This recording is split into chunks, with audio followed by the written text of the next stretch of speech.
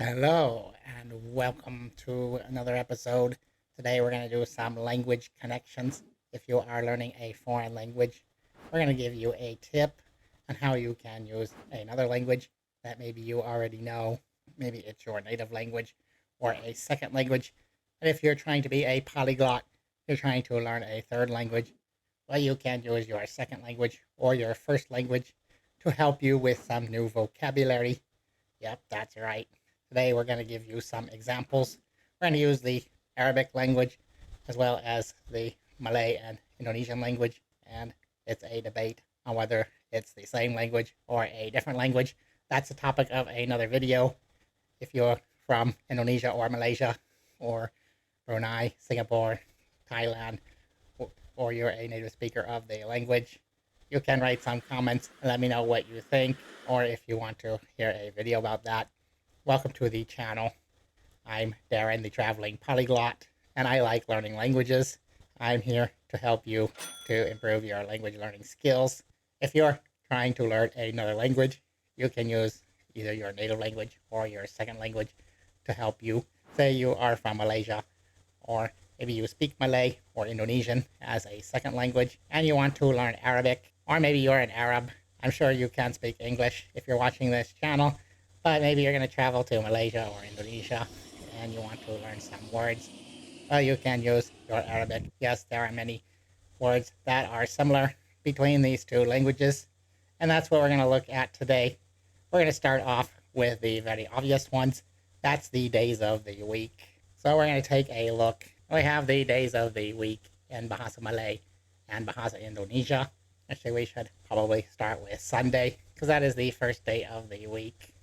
You will see the word ahad, hari ahad. Hari means day in Malay, and in Arabic it is yom. So in Indonesia they also use hari. So hari ahad, very common in Malaysia. In Indonesia they say minggu, hari minggu. But many people, or most people, also sometimes use hari ahad because it comes from Arabic, and minggu actually means a week. Minggu is more of a Dutch word. It is the first day of the week. Then we go to Monday. If you're in Malaysia, it is Isnin, or in Indonesia, Senin. It's basically the same word, just a bit of a different spelling. Tuesday is Selasa, Hari Selasa, comes from 3 in Arabic. Wednesday, Hari Rabu, and that comes from Arba, which means 4 in Arabic. And then we have Kamis in Malay, Kamis also in Indonesia, just with a different spelling, because the Malay like to put an H after their K's when it's a foreign word, like kamis. It comes from the word 5, hamza, in Arabic.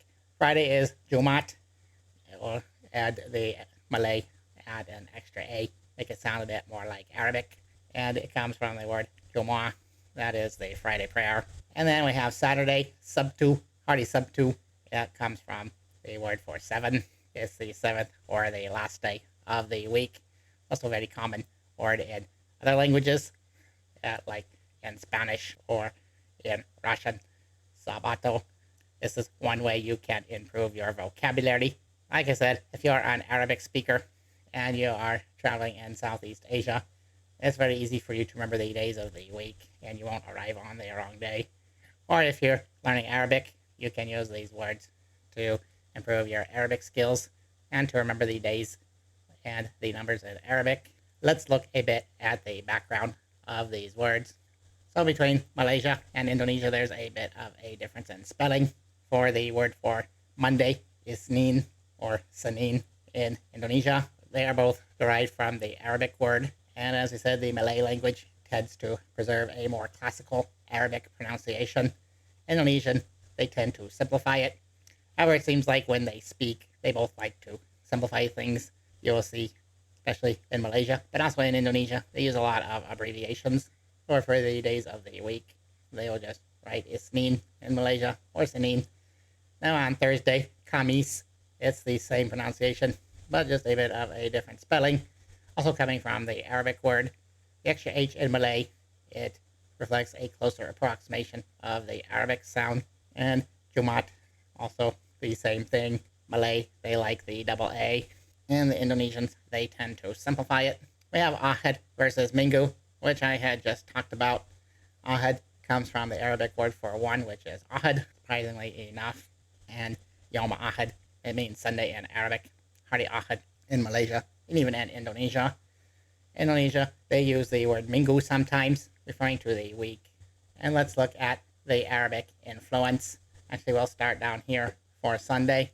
Ahad is the Arabic word for one or first, indicating Sunday as the first day of the week. Minggu is a Dutch word, and that was because Indonesia was colonized by the Dutch. Then we go to Isnin or Senin, derives from the Arabic word for Monday, Yom al-Ithnain. Yom al-Ithnain is the second day, coming from the word for two in Arabic. Salasa comes from the Arabic word for Tuesday, Yom al-Thulatha, meaning the third day of the week. And Rabu comes from the Arabic word for Wednesday, Yom Arba, meaning the fourth day. Yom Arba is the fourth day of the week. Khamis comes from the Arabic word for Thursday, Yom Hamis. It means the fifth day of the week. And then we have Jumaat or Jumaat. As I said, it's about a Friday prayer, the weekly congregational prayer for Muslims. Every Friday at the noontime, the Muslims will go to pray in the mosque, their Friday prayer. They'll go and listen to a khutbah. Khutbah is also an Arabic word that's used in Malay and Indonesia. And the khutbah is when the imam is also an Arabic word. He is the leader of the mosque, and they will use the same word imam in Malaysia and Indonesia. He's the one who will give the khutbah, or maybe one of the ustads. Ustad, that's also a word that's used for a teacher, a religious teacher in Arabic as well as in Malaysia and Indonesia. Whereas in Spanish, it's a polite way to say you. It has a different meaning in Malaysia and Indonesia and in the Arab world. Sabtu comes from Yom Sibt, meaning the Sabbath or the day of rest. Comes from the Hebrew, actually. And I believe even in Sanskrit, it's also a very similar name. Yeah, this word is very common, as I said, in many languages around the world. So that will also help you if you are learning some languages. Let's give you a couple of other words. So we have the word paham in Malay and Indonesia. It means to understand in both Bahasa Malay and Indonesia. This word comes from the Arabic word faham, afhamu al-kalima. I understand the word. Similarly, in Malay or Indonesia, you can say saya paham kata. I understand the word. Notice that the F sound in Arabic becomes a P in Malay or Indonesia quite often. Arabic does not have a P, particularly Malay, and also Indonesian in the past was written with the Jawi script, and they had to invent a P letter. So what they did was they took the F and they put some dots on it, and then they had a P. That's a different topic. That's a different video. If you'd like to see a video about the Jawi script, please write a comment. And please subscribe to the channel. It is free, and you will see more interesting content. We're going to give you one more, and then we'll make a second part to this series in a different video. Another reason that you should subscribe. Dunya is a word from Arabic, meaning the world or the earth, and it is used for world in Malay and Indonesian. In Arabic, dunya is also used in contrast with akhirah. Akhirah meaning the afterlife, which is also used in Malay and Indonesia. For example, hayat tel dunya means the life of the world in Arabic, and in Malay and Indonesia, you can also see it used for just in everyday context, like seluruh dunya, the whole world, or dunia hiburan, the world of entertainment. There's also another word in Malay and Indonesian. It comes from Sanskrit, bumi. Bumi means like the land or the earth.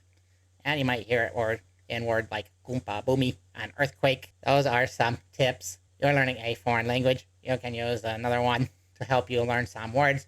Just like I demonstrated with the days of the week. We gave a lot of examples of how the words in Arabic and Malay or Indonesian are the same or very similar, and where there are a few differences. And it will be very easy for you to remember the difference and why there's a difference. Hope that you like this video, share it with your friends, and don't forget to write some comments and subscribe to the channel. Thank you for watching. See you in the next video.